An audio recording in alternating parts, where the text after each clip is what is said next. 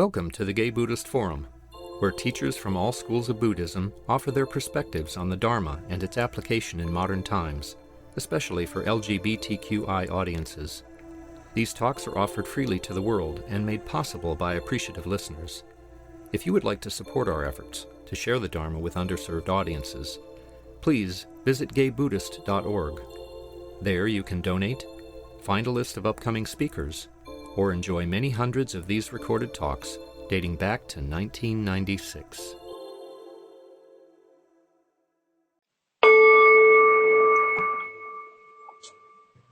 Well, without further ado, I want to welcome again Donald Rothberg. Thank you, Donald, for joining us to give your teachings. For those of you who don't know, for all who don't know, Donald is a meditation teacher who teaches in loving-kindness meditation, and as well as teaches on socially engaged Buddhism. He's received training in Tibetan Dzogchen and Mahamudra practice, and is the author of a book called The Engaged Spiritual Life, a Buddhist Approach to Transforming Ourselves and the World. So he's been with us many, many times. And Donald, I'll pass it on to you. Thanks so much for being here. Thank you so much, Jeff. And I'm pleased to be here. It's a very packed weekend in a way. We have Pride Month, and we also have Juneteenth, and we have Father's Day. So a lot going on, if there wasn't a lot already. So again, I'm pleased to return. I've really enjoyed my continuing connection with GBF over quite a number of years. And remembering that actually, I think as many of you know, the origins of GBF were connected with a summer institute that I was one of the guiders for in the early 1990s. And GBF, to the best of my knowledge, came out of a lot of what we were doing in that summer institute. So very good to be here. Partly in consultation with Jeff, I wanted to explore a theme that's been alive in my own practice for the last few months. And this is the theme of faith or confidence or trust in our practice. Really the sense of confidence in our own being, confidence in our practice. For some of us, one of these words will resonate more, maybe confidence or trust. For some of us, faith is very linked with, let's say, old models of religiosity, and faith can even veer into fundamentalism or a kind of regime where if you're not faithful, there are repercussions. One illustration of that is in a very short video, which I want to show, which shows some of the negative repercussions of not having faith if there is a particular kind of leader. And in this video, the leader happens to be Darth Vader. So we'll see this video. Technical data they've obtained. This station is now the ultimate power in the universe. I suggest we use it. Don't be too proud of this technological terror you've constructed. The ability to destroy a planet is insignificant next to the power of the Force. Don't try to frighten us with your sorcerer's ways, Lord Vader. Your sad devotion to that ancient religion has not helped you conjure up the stolen data tapes, or given you clairvoyance enough to find the rebels' hidden fort.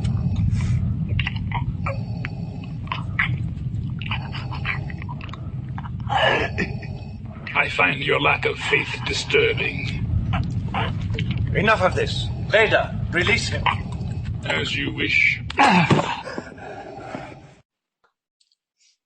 So I enjoy bringing that in a Dharma talk.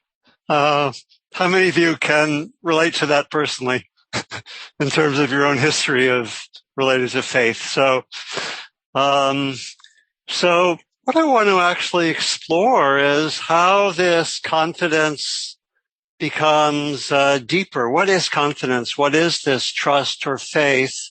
How do we develop it? What stands in the way? And I think we can really also ask the question, how do we have faith or confidence, which maybe for some of us might be the faith or confidence in goodness or love being at the deepest part of our being. How do we have that sort of faith given what we find in the world? You know, this is a quote that some of you may know from Anne Frank. This was written in 1944, 1 month before she and her family were sent to the concentration camp. She said, "It's difficult in times like these. Ideals, dreams, and cherished hopes rise within us, only to be crushed by grim reality. It's a wonder I haven't abandoned all my ideals. They seem so absurd and impractical. Yet I cling to them because I still believe, in spite of everything, that people are truly good at heart." Right in the midst of very severe oppression. So how do we have that faith, and however we frame it, a faith in our ultimate wisdom, compassion, and love? However you see that, how do we have that with all that's happening in the world, in this country, with all the various maneuvers going on to, how does human goodness look in the light of voter suppression, right? How do we understand all this, or the relative inaction with climate issues? How do we have confidence for faith, or how do we have it when we look to our own challenges and difficulties, our own limitations? How do we have a sense of confidence or faith at times when we seem a little bit lost, or when we still find that the trauma from 30 or 50 years ago is still active in my life? How do we have that faith or confidence, or we doubt ourselves, or however it is for us? So what I want to do fairly briefly, because I want to give a good chunk of time for us to talk together, which is actually my favorite part for me of teaching. I'll just say that. And so I want to fairly briefly talk first about how faith is held traditionally in the teachings of the Buddha. Secondly, talk about something like the stages of the development of faith in our own practice. I think how does faith or confidence begin? How does it get more mature? What do we work through? And then lastly, I want to point to a few practices that can help us to work more consciously to develop this confidence, trust, or faith. So in the traditional teachings, the word that's translated as faith is saddha, S-A-D-D-H-A. In Sanskrit, I think it's S-R-A-D-D-H-A, a little bit different, shraddha. And it has different meanings. Sometimes it can be it can mean that one has a strong connection with the historical figure of the Buddha, or with the fact of the Buddha's awakening, or energy to actually follow the path. That sometimes is what saddha is, energy to practice, the sense that following the path will bring me freedom. It can be a faith in the Buddha, Dhamma, and Sangha. These are more traditional models. It can be something which takes one beyond the the initial difficulties of practice, the so-called hindrances. It can be something which lets us be with all the ups and downs of practice. In one of the key models where Sada is clarified, the model of the 5 spiritual faculties, there are these 5 qualities, and they're grouped together in 2 sets of 2, and then mindfulness is sort of the guide for everything. So saddha, or faith, is linked with wisdom. And then there's also energy and concentration, which are also a pair. And it's often said that when saddha, or faith, is initially strong, a wisdom may not be well developed. And in a similar way, we can have a lot of wisdom, but not necessarily faith. And the teachings are really pointing towards their integration, the integration of wisdom and this confidence. So in a sense, we have somewhat similar to what we find in Western traditions. We have a sense of confidence and trust and faith meeting and being integrated with understanding. So it's not blind faith. It's a kind of confidence that's rooted in understanding and rooted in experience. That is pointing towards what saddha would mean in a more mature form. So how do we develop it? And what are some of our experiences that we find that help us to develop this sense of confidence? Again, it's on many levels: faith in our own being, confidence in our own being, confidence in practice, confidence in teachings, confidence in maybe in teachers. And maybe initially we might have a certain faith in a teaching. We may have been introduced maybe to practice at a certain time when we were going through difficulties, and we found that mindfulness, loving kindness, compassion can really help the experience of challenge and difficulty be workable. A lot of confidence can come from seeing the workability of experience. That's a fruit of practice. And in fact, there is one of the lesser known teachings is called liberative dependent origination. And this is, the traditional model of dependent origination is a model of the cycles of how dukkha, or suffering, keeps on happening in the circle. Liberative dependent origination is how freedom and liberation occur. And the first factor is when we start to see suffering and dukkha in a different way. Another way to say it in a very simple way is we see the workability of experience. We see the workability of being stuck, of being reactive, and so forth. So we can have a sense of the faith in the workability of experience. We can have initially, maybe there can be faith in a teacher or the figure of the Buddha. We can have certain experiences sometimes near the beginning of our practice that give us a certain kind of faith. I had something like this when I think my first retreat in insight meditation. I had done some Zen practice before that, but I had my first retreat at the Insight Meditation Society in Massachusetts. It was 2 weeks, and something opened up for me. I had a sense of the opening up, for example, of the energy of the body, the subtle energy of the body.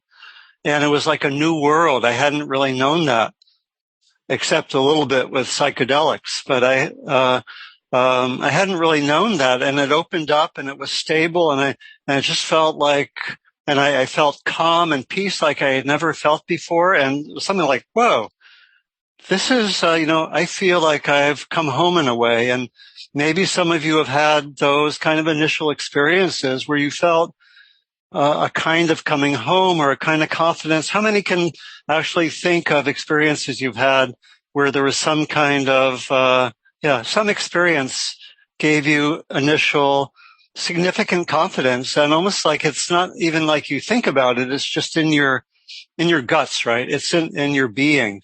And so again, that's where maybe the confidence or trust really differs from the more, I don't know if it's traditional model, but the conventional model of faith is something which is about belief, and I have to believe this. Here, confidence and faith is more something that's increasingly in our being, in our guts and so forth. This faith or confidence gets really tested by difficult experiences, and we can see where our confidence is put in question. I was reflecting on this in terms of it being also a very significant part of the development of faith or confidence is seeing what shuts us down, seeing what makes practice hard. And I was particularly thinking in terms of Pride Month, of the ways that I think so many of us may have experiences of the past, may have certain kind of wounds from childhood, difficult childhood experiences, even trauma that can lead to limiting beliefs about our own worth, our own goodness, right? That can start when we're children, and this is for everyone, but it gets intensified when there's systemic oppression, right? And that there, whether it's the social oppression or the way that we internalize the messages of the society. And we can develop limiting beliefs. They could be limiting beliefs of I'm not okay, or something is wrong with me, or I'm basically weird. Anyone recognize that one? I'm kind of weird. Let's have a show of hands. Okay. No one's keeping score. Okay. But, I'm basically weird. And, this can be a source of, wonder and glory, but it also can be a source of, at times shutting down or doubt or lack of confidence.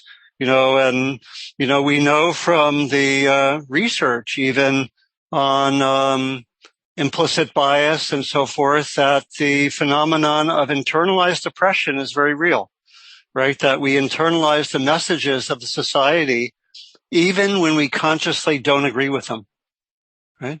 It's quite striking. The research shows that over 50% of Black people have anti-Black bias in their own minds. And, we can find that across all forms of oppression, that we internalize it even when we disagree consciously, right? And so working through this and developing confidence is a lot. And I think it's, for many of us, it's a lifetime of work to work through those dimensions of doubt that are, often reinforced, socially, and to come to healing and transformation.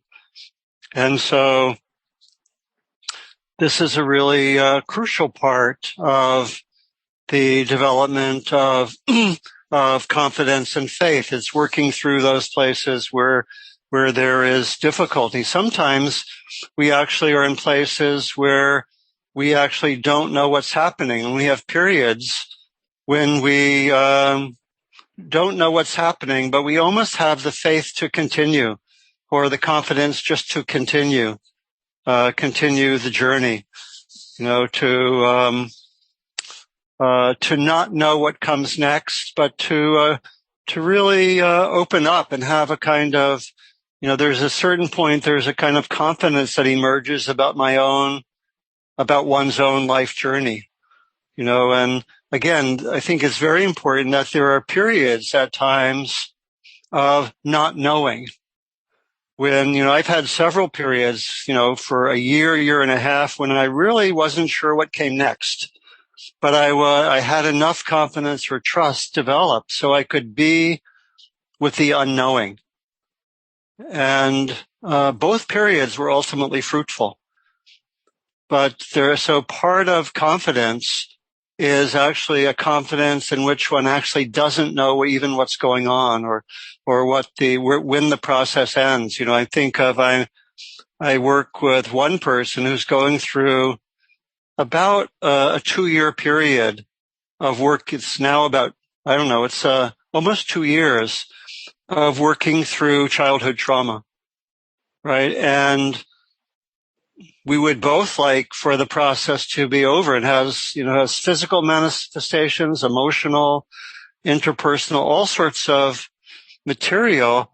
But at a certain point, some kind of faith develops that I don't know where this is going, how it's going to end, how long this or that challenge is going to be there. But there's a kind of faith in one's own being that develops over time. How many can relate to having had those periods of not knowing, in which, you had to really just be with the process, not knowing quite when some challenge would end or when things would clarify. And we can find this in the lives of a lot of people who are maybe we are highly respected and publicly known. Thich Nhat Hanh, for example, went through a 5-year process of not knowing, in which he was after being forced out of Vietnam. He couldn't return to Vietnam. This was in the 1970s. And he was trying to do work with the boat people who were escaping from Vietnam. And there was hostility to this work from the governments of Thailand and Singapore. And he felt like he had to just let go of those efforts. And he actually took about 5 years in which he was meditating, reading, and gardening. And he wasn't sure what would come out of it. And what came out of it was what we might call the last 40 years of his life work, which has reached thousands and maybe millions of people. And so these things happen like that. And as the practice of cultivating confidence or faith or trust matures, I think really related to that sense of not knowing. Actually, I used to do a lot of teaching with my colleague Diana Winston, and we had one model we worked with was called the importance of not knowing. And we had some teenagers correct that, and they said, you can't just have not knowing. You have to have not knowing, but keeping going, right? So they added that. And so, I think one of the qualities I was really pointing to, these periods of not knowing, but keeping going, is a development more and more of a faith in our own being, a confidence in our own being, which can get shaken at times. But we may have, I think as the practice gets deeper and deeper, we may have, I think, what is close to the deepest level of faith or confidence, which is that my own being is linked with the goodness, the love, the awareness of the universe. That in a sense, I am my own individual being is an expression of love, wisdom, and compassion. Ram Dass says, I am loving awareness, that there's some kind of confidence there. And it's actually a confidence that ultimately we learn actually how not even to need to do anything, that the energy of goodness and wisdom, compassion, increasingly comes through us. And we may experience this at certain times. I think my experience is it gets stronger. And there are moments when we don't feel that at all, but that gets stronger. Some sense of my own being, faith in my very being, without questions. Yeah, again, how many have at least had some experience of that? Some touching of that. And so that is, I'm delighted by that resonance in the group. And maybe we can share some of those experiences in a moment. So I think we find that sense of things, that sense of confidence can even be there in highly difficult or challenging experiences when we maybe are threatened with death or dying, or something very dear to us is at risk. That we find, again, I've studied the lives of people, and they're amazing stories of people who manifest something like that faith or confidence in perilous, difficult situations. This is actually from the time of the Holocaust. This is a woman who's not as well known as Anne Frank, Etty Hillesum. Does anyone know her work? Very, very powerful. Ettyhillesum. And she was a young woman in Amsterdam, probably in her early 20s in 1941 when the Nazis occupied. Eventually, she died in Auschwitz, and she kept a journal that was recovered. And she kept this journal all the way until the last step before she was sent to Auschwitz. She was in a transit camp. And I would just want to read this sort of as an example of almost like a unimaginable faith, even in those conditions. This was from 1944 also. The misery here is quite terrible, and yet late at night when the day has slunk away into the depths behind me, I often walk with a spring in my step along the barbed wire. And then time and again, it soars straight from my heart. I can't help it. That's just the way it is. Like some elementary force, the feeling that life is glorious and magnificent, and that one day we shall be building a whole new world. Against every new outrage and every fresh horror, we shall put up one more piece of love and goodness, drawing strength from within ourselves. We may suffer, but we must not succumb. And if we should survive unhurt in body and soul, but above all in soul, without bitterness and without hatred, then we shall have a right to a say after the war. Quite extraordinary. Could you spell her name again? Hillesum.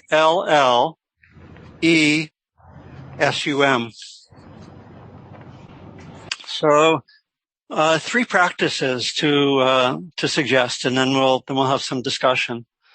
The first is see what develops this confidence. Notice moments when the confidence develops. See the ways in which your confidence develops.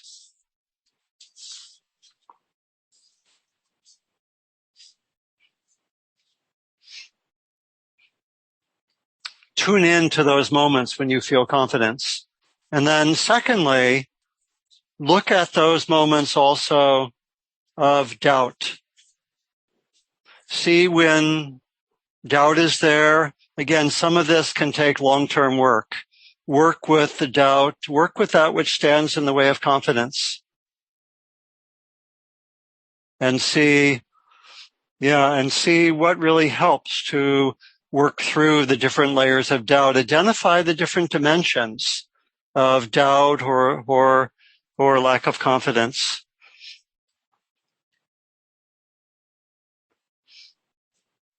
And then finally,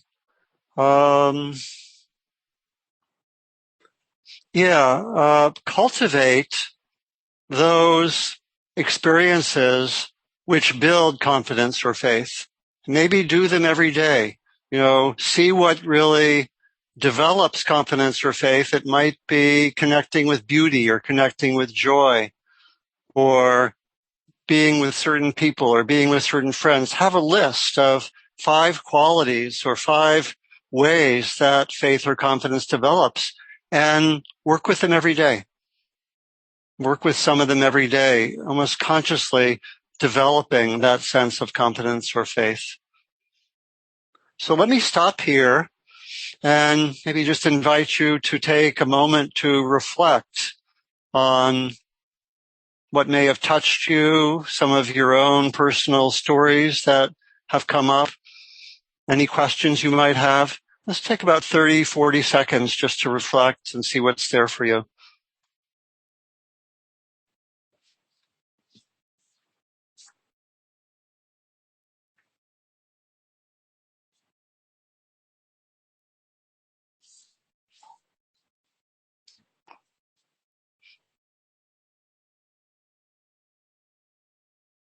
So thank you so much for your kind attention and for being willing so many times to raise your hands and share that sense of common experience. So anything anyone want to share an experience? It could be of something which really developed faith or confidence, some of your own perspectives. It looks like Matthew has the raised hand. We can either do the raised hand or can also, I can see everyone, so you could also, so I see Matthew and then Clint. Yeah. Hello, everybody. Thank you so much for this is a subject. Faith has become integral to my practice. And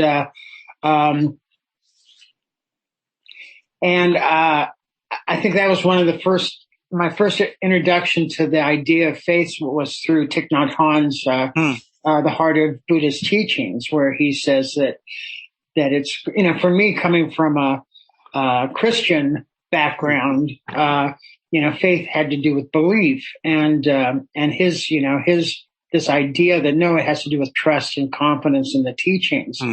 So it always comes up for me. Sometimes, I'll go, I'll look at some aspect of the Dharma and say, okay, yeah, that's true for everybody else, but not for me. It's just, it can't help me. It can help everybody else. Or just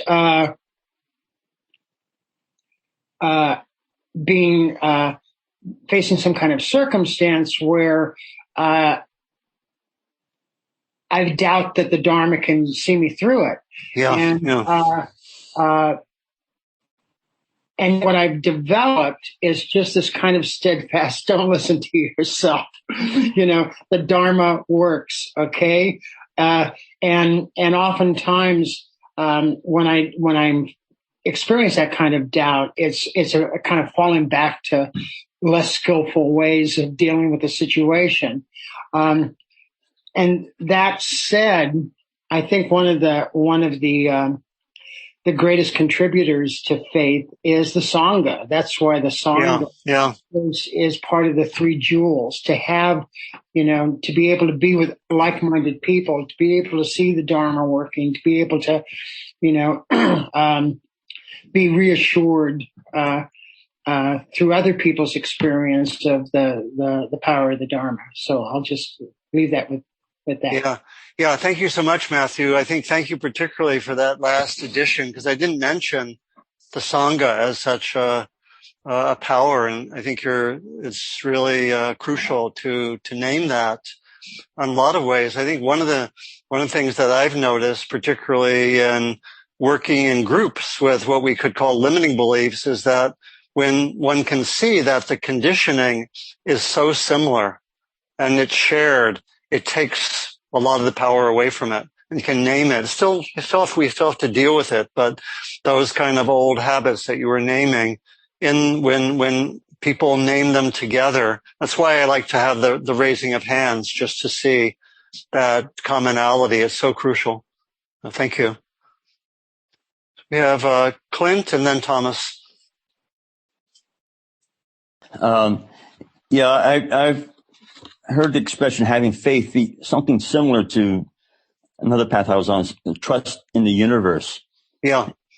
And there are some ways where I was deeply skeptical. I said, all these horrible things happen to people that are basically good people. How can I trust in the universe? But I have also noticed in key critical moments in my life where I felt there was no solution. I was trapped. I couldn't get out of a very negative situation. And something from out of the blue that was totally unrelated to the way that I was handling the problem would come up, and the problem would basically go away. And I have one particular instance of that way back when I was about 40. I hated the job I was doing. I'd done it for 12 years and I quit it. And I just said, I want to go work in the environment, even though I had no background in that. So I was doing all the right things you do to look for a job. I was networking. I was, what color is your parachute? I was writing my job history. I was getting counseling. And I was, just putting myself out there, and I could not find any work. And I was just living on my savings alone, and I was really panicking. I thought, like, I'm going to lose all my money. I'm going to be homeless. I can't find work. It's hopeless. And I remember I was on the Green Gulch Trail up in the mountain, and I just sat down and just looked at the ocean, and, I just was crying. I just said, I acknowledge this is beyond me. I don't have what it takes to solve this problem. Please help me. It was all very dramatic and high drama. And my anxiety just went away completely.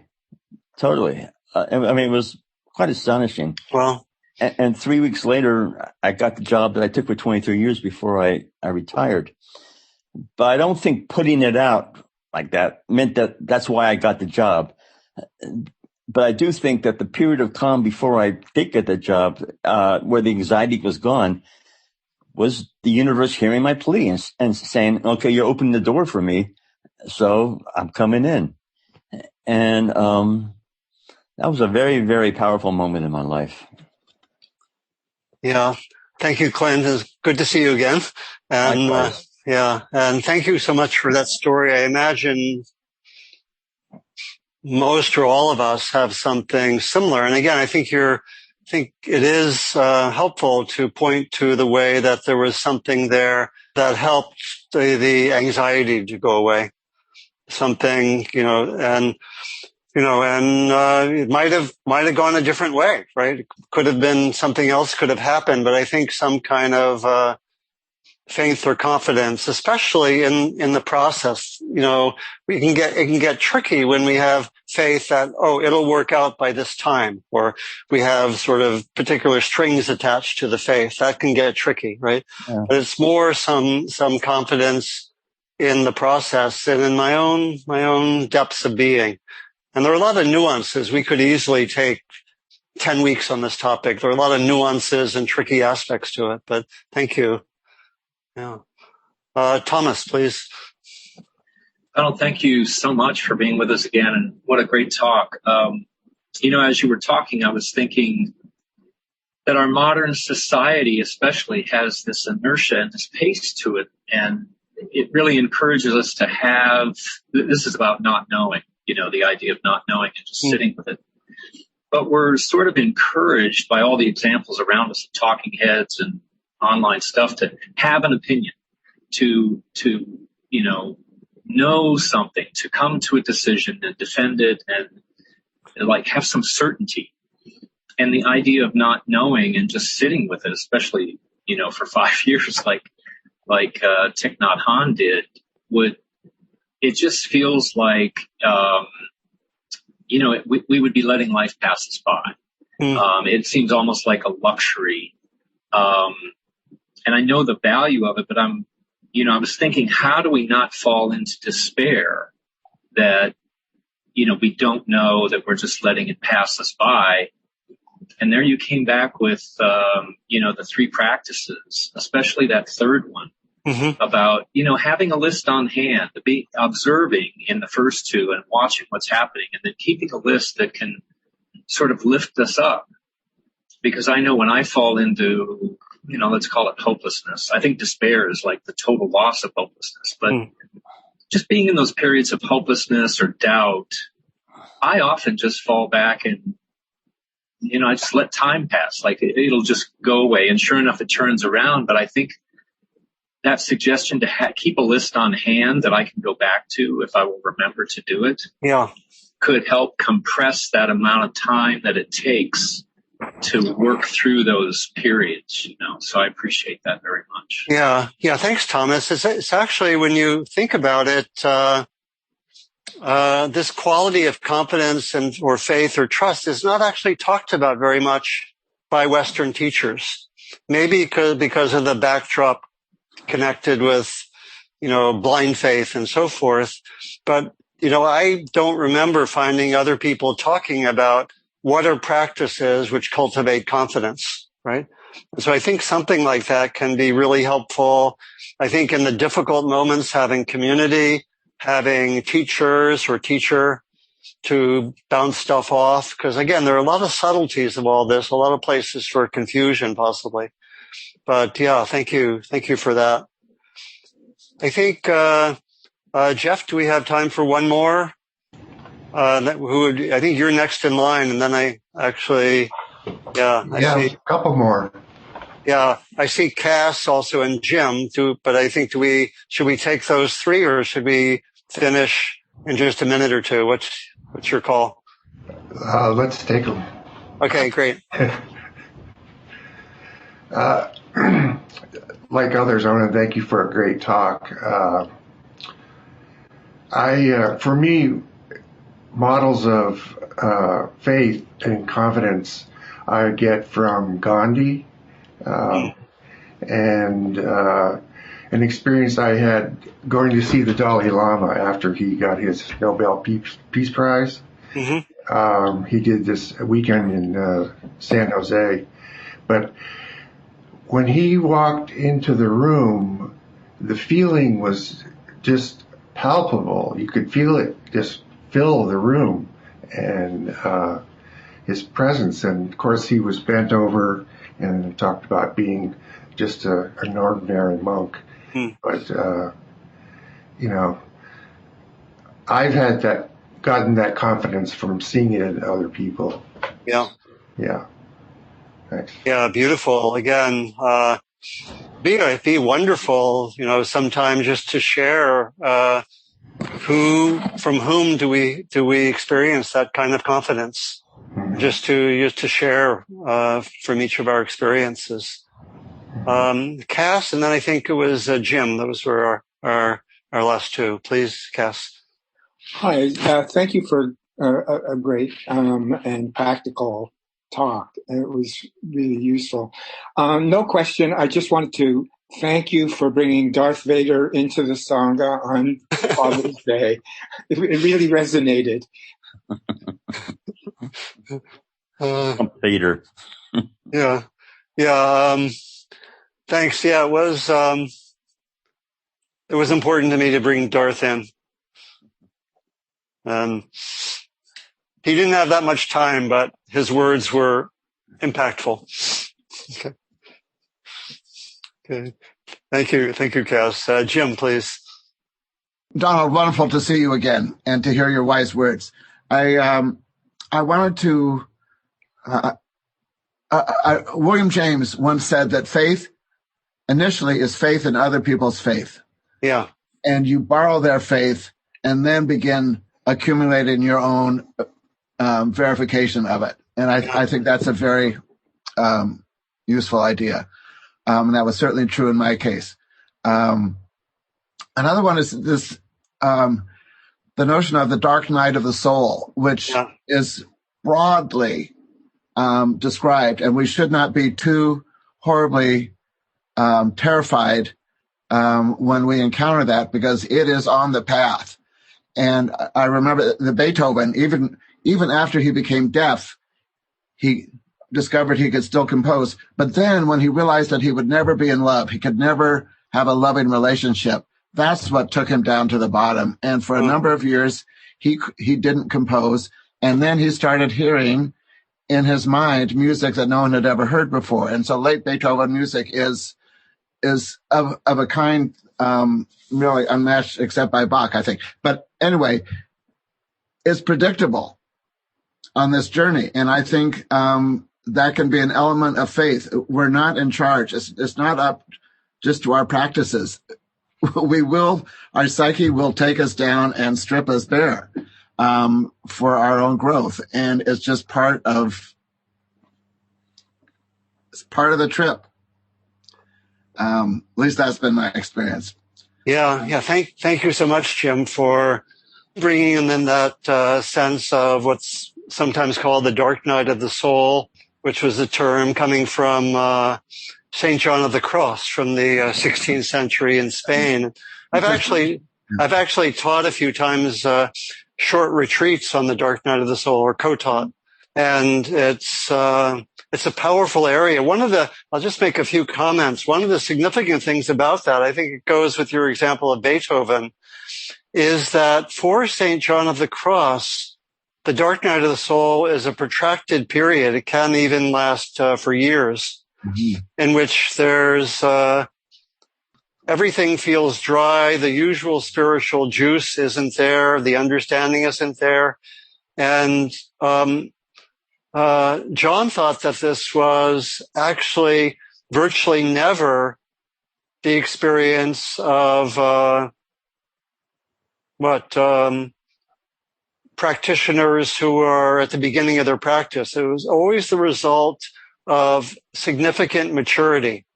Only when one has a lot of maturity do you have these really difficult experiences. That was in the text from the 16th century.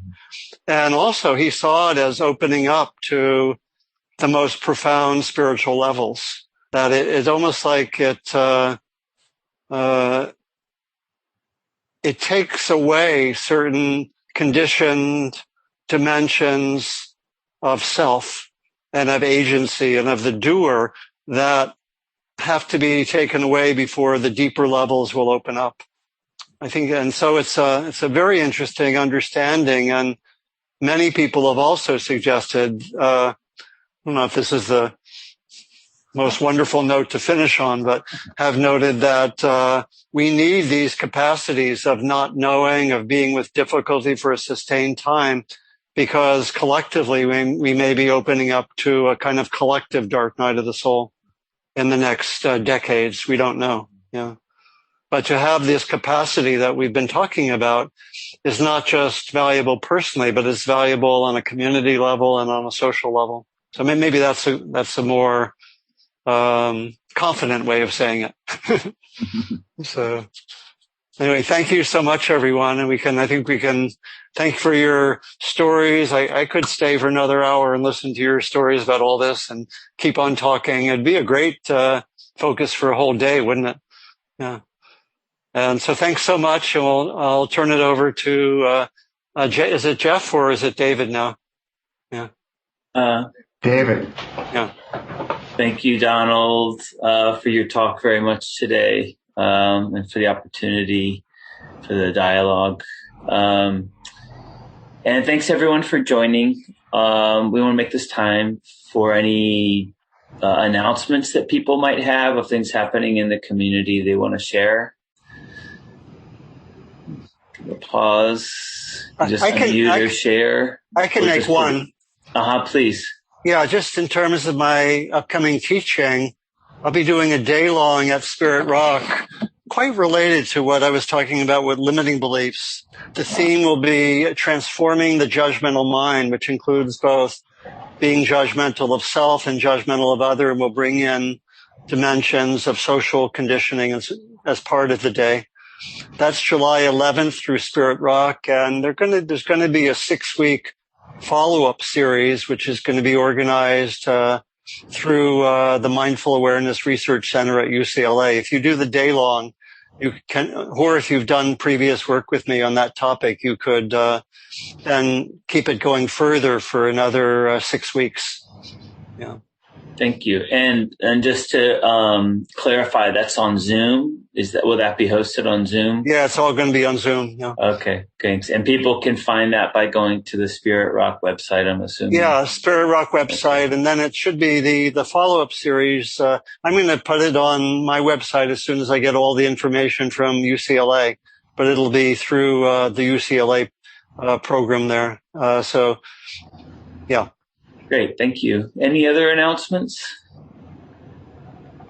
Cool, thank you. Well, this is a reminder to let people know that Wednesday night GBF has a sit every Wednesday at 7:30. It's 30-minute discussion, 30-minute meditation followed by an open discussion that's facilitated. And the details are on the website, gaybuddhist.org. And I want to thank Donald again and invite everybody to please consider supporting the Sangha and supporting Donald by offering Dana today. I just posted in the chat the direct PayPal link. You could also go to gaybuddhist.org donations page to see other ways of giving. But that supports not only our teachers, but also a continued support for the San Francisco Buddhist Center, of our kind of physical home when we are there. We're supporting their expenses still through the pandemic, as well as newsletters every quarter. I think that's about it. We typically wrap up with the dedication of merit. I always like to offer opportunity for our teacher to do that, to hear from other people's styles. Could you do the dedication of merit, Donald? Sure. Thank you. Yeah, so first, reflecting for yourself what may have been of benefit from our morning, maybe related to the theme of faith or confidence or trust. Maybe something else just opened up in the meditation or the talk and discussion that not even necessarily directly related to that. Just see what was of benefit for yourself, maybe even where you want to take it further. And sit with that for about 30 seconds.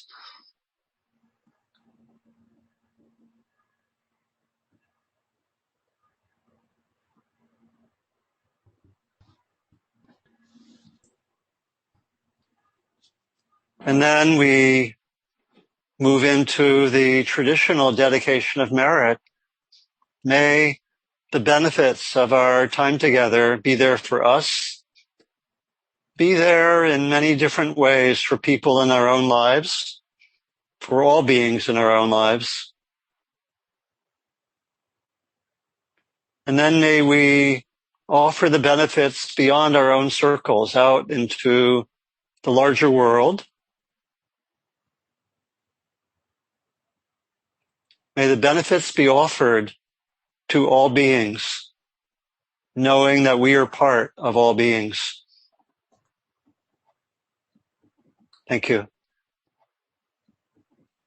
Thanks again, Donald. Yeah. Thanks, Donald. Thanks, David. Yeah, thank you, David. Thank you, David. Thank you, Jeff. Thanks for your wonderful technical help, David, that permitted Darth Vader to come through. Glad we made it work. Thank you. Thank you, everybody. Okay, bye-bye, everyone. Have a good week. Bye. Thank you for listening to the Gay Buddhist Forum. If you would like to hear several new talks per month and be notified of upcoming speakers so you can participate live, please subscribe to this podcast, like us on Facebook, and join our mailing list by visiting gaybuddhist.org.